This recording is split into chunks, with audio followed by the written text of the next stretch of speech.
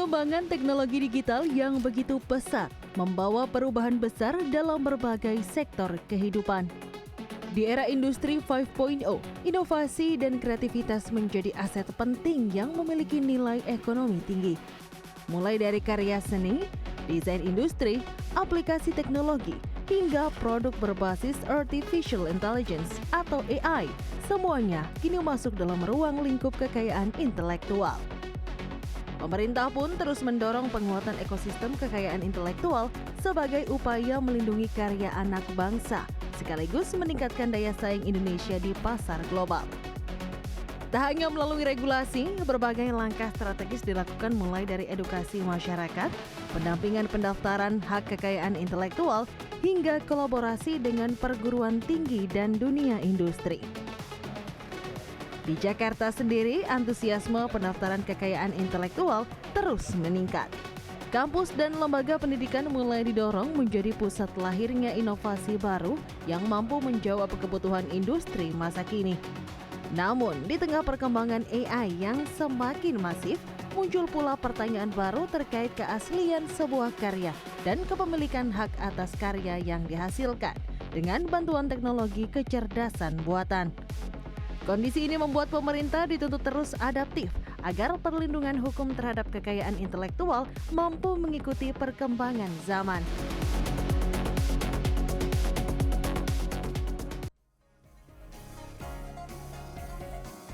Ya, selamat siang pemirsa. Anda menyaksikan Indonesia Forward bersama saya Diana Dwika. Pemirsa, di tengah pesatnya perkembangan teknologi digital, artificial intelligence hingga era industri 5.0, isu kekayaan intelektual menjadi semakin penting. Mulai dari karya kreatif, desain industri, inovasi teknologi hingga karya berbasis AI. Semuanya membutuhkan pelindungan hukum agar mampu menjadi aset bernilai bagi masyarakat dan juga negara. Namun di sisi lain, tantangan juga semakin kompleks. Mulai dari maraknya pelanggaran hak desain industri, kesenjangan antara dunia pendidikan dan juga kebutuhan industri hingga ancaman klaim pihak asing terhadap karya lokal di pasar global. Lalu seperti apa langkah strategis pemerintah dalam membangun ekosistem kekayaan intelektual di Indonesia? Untuk membahasnya lebih dalam sudah hadir di studio narasumber kami yang akan berbagi pandangan dan juga gagasannya Bapak Dr. Baroto SHMH selaku Kepala Kantor Kementerian Hukum Daerah Khusus Jakarta. Pak Baroto, apa kabar Bapak? Alhamdulillah baik, selamat siang Mbak Diana. Selamat siang, terima kasih banyak sudah hadir di CNN Indonesia. Ketika kita berbicara tentang kekayaan intelektual menjadi hal bahasan yang sangat menarik yang tidak ada habisnya didiskusikan. Karena memang kekayaan intelektual itu adalah sebuah ekspresi kreativitas ya Pak ya, yang memiliki nilai hukum, nilai moral dan juga nilai ekonomi begitu. Lantas bagaimana dari Kanwil DK Jakarta melihat hal ini Pak?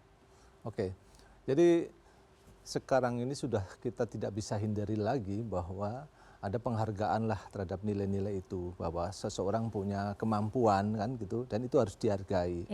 Ada nilai moral dan bahkan nanti pada ujungnya ada nilai ekonomis.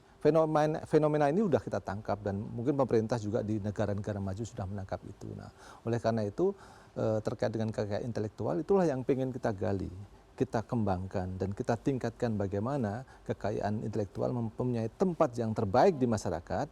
Masyarakat paham kekayaan intelektual, punya kesadaran itu dan sekaligus juga potensi-potensi yang ada khususnya nilai ekonomi tadi bisa kita kembangkan dan kita beri wadah yang tepat sehingga masyarakat selain punya penghargaan yang baik terhadap kekayaan intelektual bisa menikmati bagaimana sebuah karya cipta misalnya atau kekayaan intelektual itu nilai ekonominya bisa secara fair diterima oleh masyarakat. Kira-kira begitu. Iya, baru saja kita juga memperingati bersama ya Hari Kekayaan Internasional Dunia. Artinya memang ini menjadi fokus bukan hanya Indonesia, tapi juga masyarakat dunia. Tepatnya di bulan April ya Pak ya, tanggal 26 kemarin begitu. Dan memang ketika kita berbicara tentang kekayaan intelektual, ini ada satu ekosistem Bapak yang harus kita bangun bersama. Bukan hanya mulai dari produknya atau hasil pemikirannya, bukan hanya masalah pendaftarannya gitu ya, atau medianya, tapi juga bagaimana bisa berkolaborasi dengan kampus, dengan pelaku usaha, UMKM, pengusaha, dan juga bahkan penegakan hukumnya.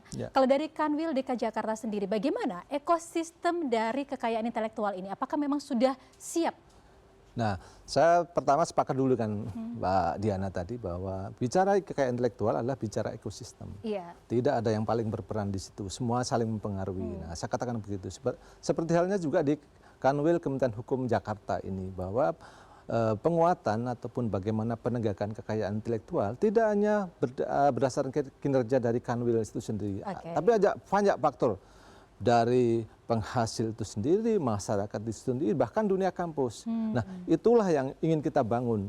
Bagaimana kesadaran itu masyarakat memahami, bagaimana potensi digali secara ekonomi, dan bahkan di dunia kampus yang tentunya menjadi tempat yang paling memungkinkan dan paling berpotensi sekali untuk menghasilkan produk-produk kekayaan intelektual, itu bisa kita beri wadah, bisa kita kembangkan, sehingga tereksplorasi dengan baik. Kira-kira begitu Mbak Dina. Artinya memang ekosistem ini sudah terbangun dengan baik ya Pak ya? Sebenarnya sudah ada, cuman perkembangan itu luar biasa Mbak Diana. Iya, sangat cepat sekali. Ya, itulah yang selalu tidak ada istilah kita berada dalam posisi yang bagus, karena memang kita harus menjawab semua tantangan yang ada. Jadi secara infrastruktur, secara regulasi sebenarnya pemerintah sudah menyiapkan itu. Tetapi perkembangan yang luar biasa tadi kita harus mengimbangi.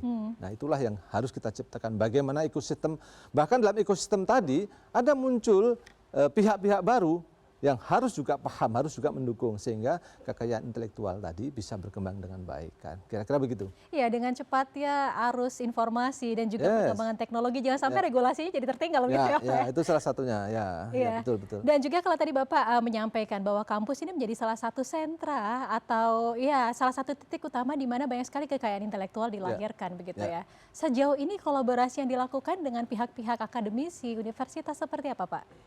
Lagi-lagi ini sebenarnya bukan isu baru dan kita sudah sangat cukup baik lah dalam arti. Tetapi sekali lagi bahwa perkembangan luar biasa tadi.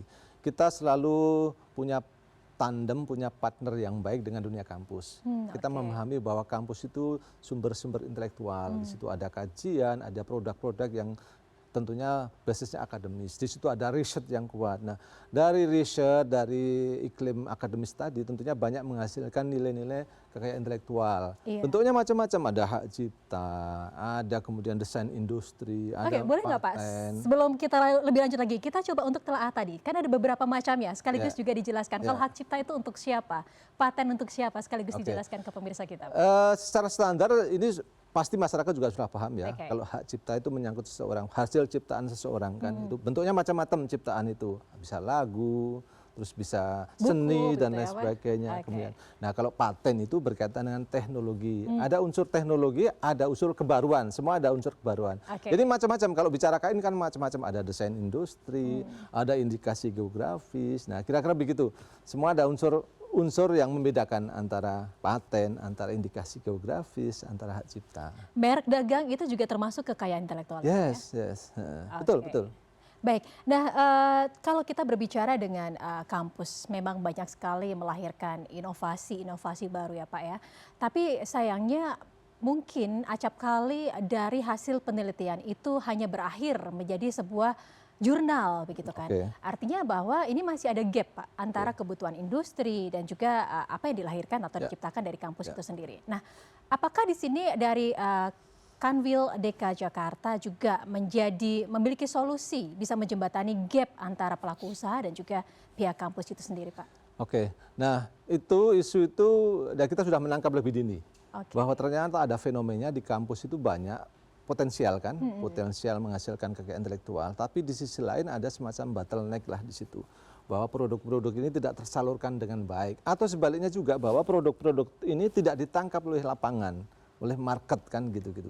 Jadi mereka cukup kreatif, produktif, tetapi kemudian tidak sesuai dengan kebutuhan pasar. Nah, biasanya memang kalau tadi saya sampaikan basisnya adalah akademis, basisnya adalah riset, tentunya beragam sekali kalau dikaitkan dengan kekayaan intelektual. Tidak hanya soal kemudian hak cipta saja sebenarnya kan, tidak hanya soal menulis buku, tidak hanya soal menulis jurnal, tetapi di situ ada desain industri, kemudian juga ada paten dan lain sebagainya. Nah, inilah yang kemudian kurang mendapatkan akses yang baik, sehingga lingkungan akademis lebih cenderung mereka membuat itu hanya untuk kepentingan mereka.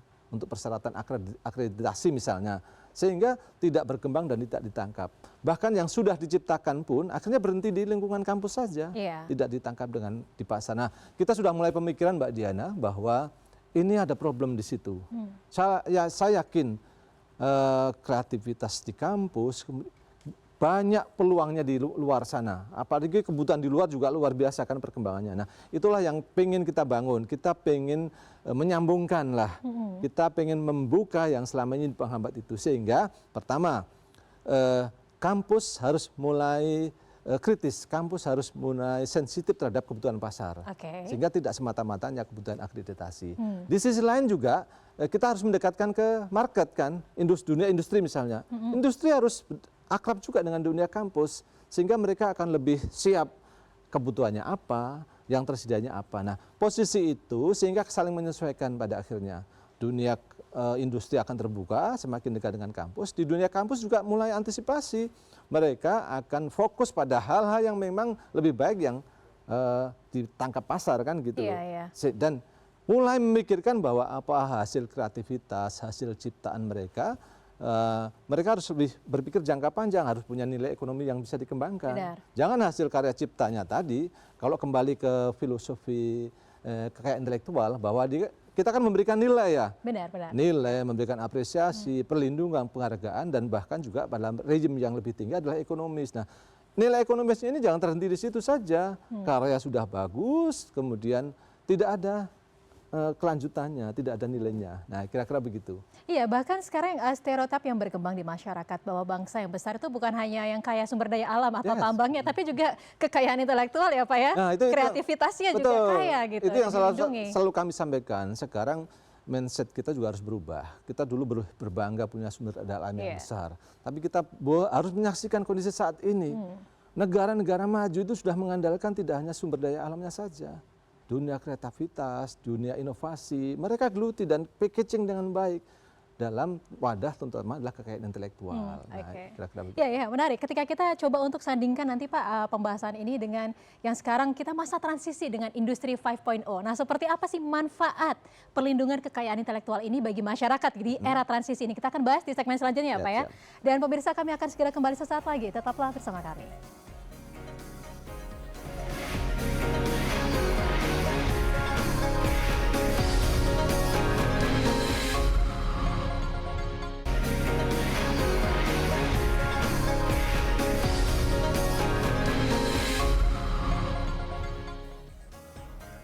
Anda kembali bersama kami di Indonesia Forward, masih membahas tentang redesign strategi pemberdayaan sentra kekayaan intelektual dalam penguatan nilai ekonomi, masih bersama dengan Kakanwil Kemenkum DKI Jakarta, Dr. Baroto SHMH. Melanjutkan perbincangan kita tadi Pak, tadi saya juga ingin mendangkap sebenarnya ada banyak sekali jenis dari kekayaan intelektual begitu yang tadi Bapak sudah sebutkan. Coba kita mapping Pak, kalau di wilayah Jakarta sendiri ini yang paling banyak didaftarkan oleh masyarakat Jakarta apa nih Pak? Oke Mbak Diana, terima kasih ya. Saya kira secara umum memang yang paling berdekatan dan paling sesuai kebutuhan masyarakat itu biasanya sih merek ya. Merek itu dimanapun ya. Tapi saya boleh sedikit sampaikan ke teman-teman semuanya data yang selama ini sampai ya kira-kira. Ini di tahun berapa Pak? Tahun ini, tahun berjalan sampai bulan Mei ini. Sampai bulan Mei ini. Jadi kalau merek itu memang mendominasi sekitar 14 ribuan. Kemudian juga paten 913 yang masuk. Ini paten ini karena memang agak rumit karena ada terkait dengan teknologi, prosesnya juga lebih panjang dari yang lain. Kemudian ada hak cipta sekitar 8 ribuan, desain industri 927. Nah, biasanya desain industri itu agak-agak mirip dengan paten sedikit lah, cuman ini lebih sederhana kan gitu. Kemudian ada rahasia dagang itu relatif sedikit, baru 2. Totalnya permohonan sekitar 24.794. 24.000. Banyak ya, cukup banyak. Ini sampai bulan Mei ya. Karena memang Jakarta nih, Jakarta orang dari provinsi manapun kan ke sini ya biasanya. Seperti itu. Tapi kalau tadi dari data yang Bapak sampaikan bahwa artinya di sini mungkin malah pelaku-pelaku usaha kecil menengah juga sudah paham ya Pak ya pentingnya dari merek gitu, pendaftarkan merek ya Pak ya. Nah, kesadaran itu yang selalu kita bangunkan dan secara umum sebenarnya mereka cukup sadar. Tetapi lagi-lagi ya, pertumbuhan misalnya UMKM kan besar juga nih Mbak Diana. Sehingga kami pun harus mengimbangi itu. Nah, jadi kesadaran itu harus selalu kita sampaikan bahwa Anda tidak hanya berusaha saja, tadi Anda punya juga kesadaran aspek kekayaan intelektual.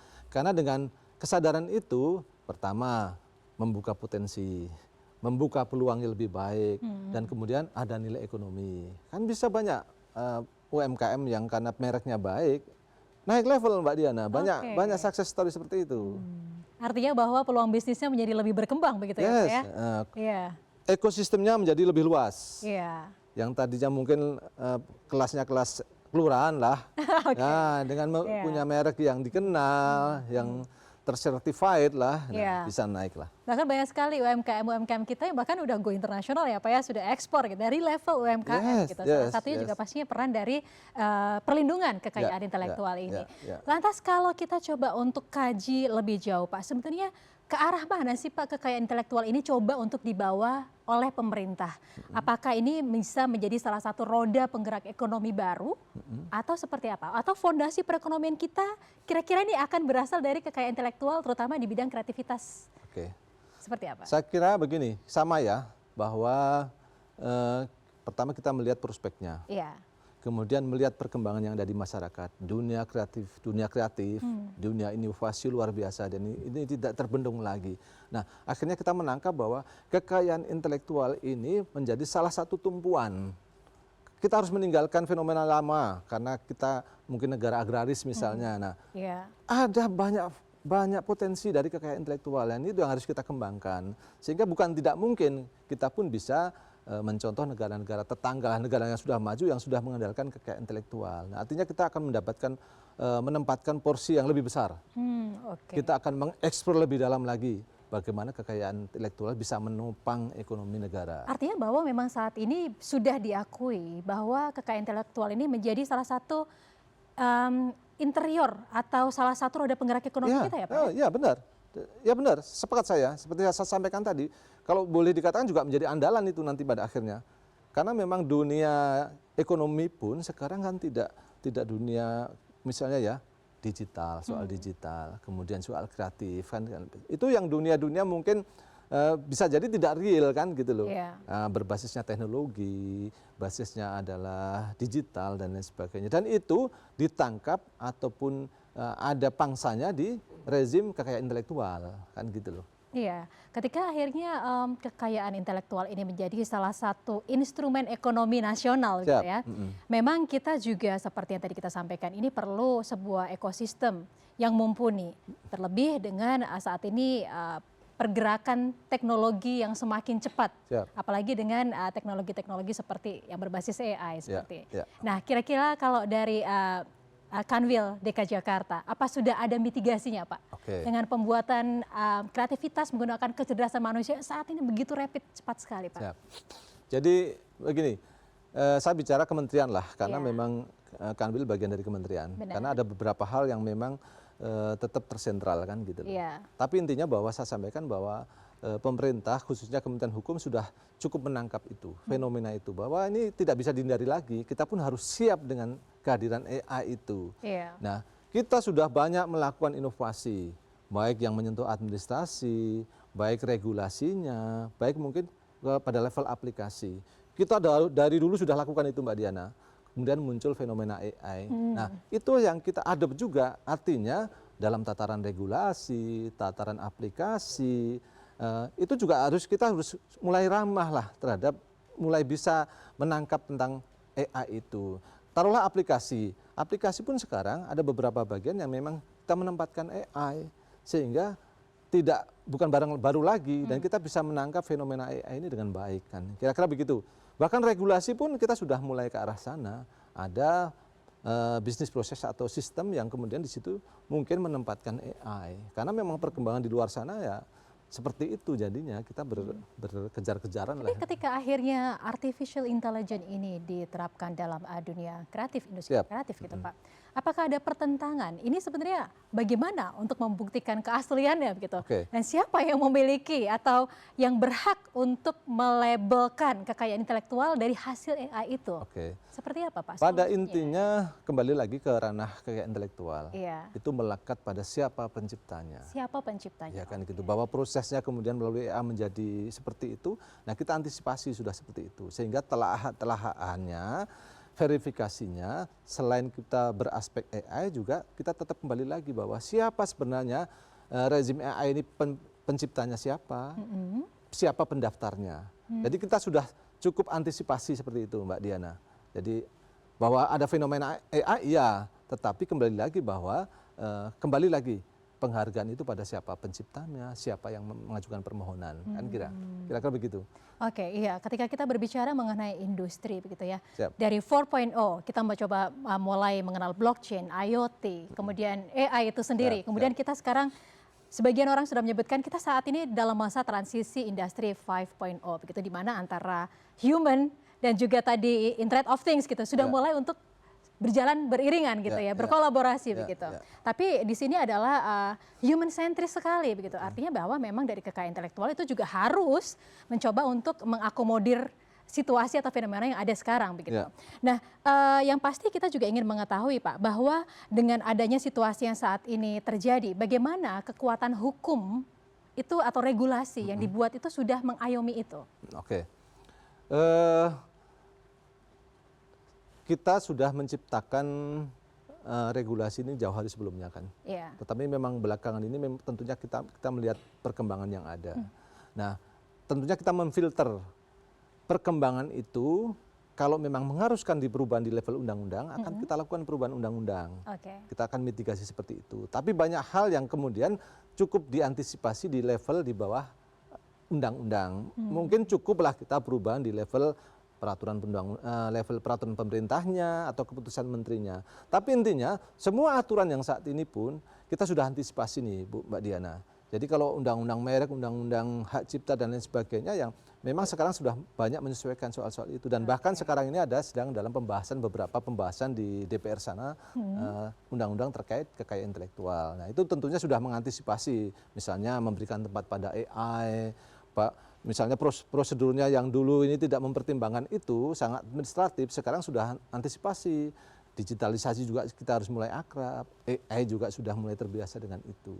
Ini semata-mata selain memberikan perlindungan, tadi kembali kata-kata Mbak Diana tadi kan, ada nilai moral di situ. Jangan sampai orang yang menciptakan, orang yang harusnya punya hak menjadi terabaikan. Benar. Ya memang ketika kita berbicara tentang ini adalah salah satu hal yang menurut saya cukup menarik ya Pak di sini. Bahwa teknologi itu mempermudah kita untuk mengakses berbagai kreativitas yang dilahirkan juga oleh masyarakat. Tapi di sisi lain itu juga menjadi tantangan tersendiri ternyata ya Pak ya. Betul. Karena plagiarisme, kemudian pencurian konten misalkan itu banyak sekali terjadi ya. Itu menjadi tantangan pasti yang dihadapi oleh Kemenkum saat ini ya Pak ya.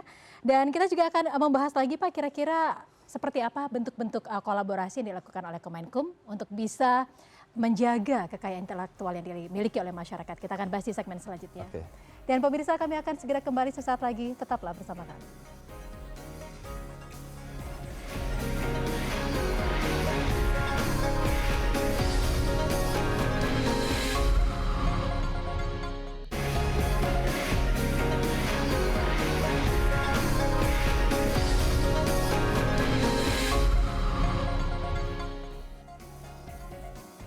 Kembali di Indonesia Forward dan masih bersama dengan Dr. Baroto SHMH selaku Kakanwil Kemenkum DKI Jakarta. Bapak melanjutkan perbincangan kita Pak.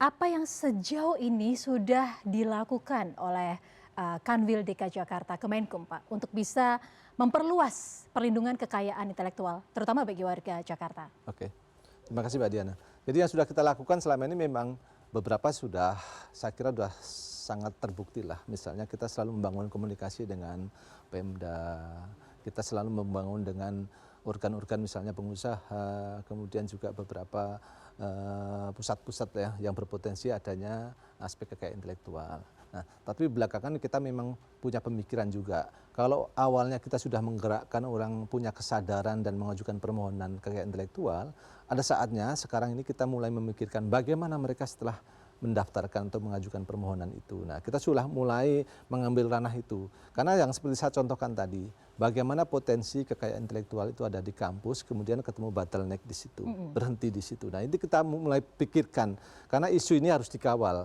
sehingga ada upaya dari kita sedang berupaya mempertemukan antara misalnya dunia kampus yang ada di sentra KI tadi, kita komunikasikan dengan dunia industri, mungkin melalui Kadin dan di situ.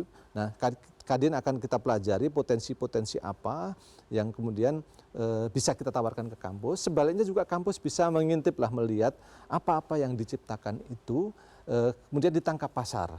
Ditangkap pasar. Kemudian tentunya kami juga tidak akan mengabaikan, pasti tidak akan lepas dari peran-peran daerah misalnya. Karena di situ ada Menparekraf, terus Dinas UMKM dan lain sebagainya. Di Jakarta punya namanya The Jackpreneur misalnya. Nah, kita akan bangun komunitas ekonomi tadi, kita perbesar. Artinya bahwa pada saat yang sama kita membangun ekosistem kekayaan intelektual, kita bangun seperti itu, ada dunia kampus, dunia usaha, dunia birokrasi dan lain sebagainya. Pada saat yang sama juga kita membesarkan ekosistem ekonominya. Jadi kalau yang tadi kampus tidak terlalu memikirkan misalnya bagaimana aspek ekonominya, sekarang mulai harus berkritis soal itu, karena produk-produk kampus tadi punya nilai ekonomi yang baik sekali. Sebaliknya juga dunia industri, dunia perusahaan bisa menangkap itu, akan dipermudah kan gitu. Yang tadinya mungkin melihat riset ini tidak seharusnya perlu biaya mahal misalnya, ternyata di kampus sudah tersedia. Nah, itu artinya ketemu di ekosistem yang baik tadi. Mudah-mudahan tadi saya sampaikan ekosistem kekayaan intelektual bagus, kemudian ekosistem ekonominya juga semakin besar dan semakin luas, kan kira-kira begitu. Iya, artinya memang di sini peran dari Kemenkum juga bisa lebih melebar lagi sebenarnya ya Pak ya, untuk bisa melindungi kekayaan intelektual itu. Bukan hanya sebagai menerima pendaftaran untuk atau pelindungan kekayaan intelektual, bukan hanya di situ, tapi juga bisa menjembatani ya Pak ya, dari mereka yang menghasilkan karya-karya kreatif dan juga para penggunanya itu sendiri ya Pak ya. Karena kami yakinlah pemerintah daerah sudah melakukan banyak upaya, tapi mereka tidak ringan juga. Kemudian dunia usaha juga sama, ya kan? Di Kadin misalnya dengan banyak potensi-potensi itu, di kampus juga sama. Nah, Kanwil Kementerian Hukum mempunyai ada di tengah-tengah seperti itu. Kita melakukan terkait dengan kekayaan intelektual, tetapi kita juga mengawal isu itu, mempertemukan bagaimana pihak-pihak itu bertemu sehingga saling menguntungkan, kan kira-kira begitu. Jadi ini nanti akan dibuat semacam dashboard atau apapun yang bisa mempertemukan pihak-pihak tersebut. Iya, lantas ini yang juga menjadi penutup dari perbincangan kita. Kira-kira dari Kanwil DKI Jakarta, Kementerian Hukum, apa yang menjadi harapan atau mungkin apa yang saat ini dibutuhkan untuk bisa menjawab berbagai tantangan begitu ya Pak ya, terkait pelindungan kekayaan intelektual ini Pak? Secara umum kita harus punya kesadaran yang sama, itu bahwa kita harus paham tentang kekayaan intelektual. Itu dari level manapun harus punya pemahaman itu. Kemudian juga harus dukungan dari banyak pihak.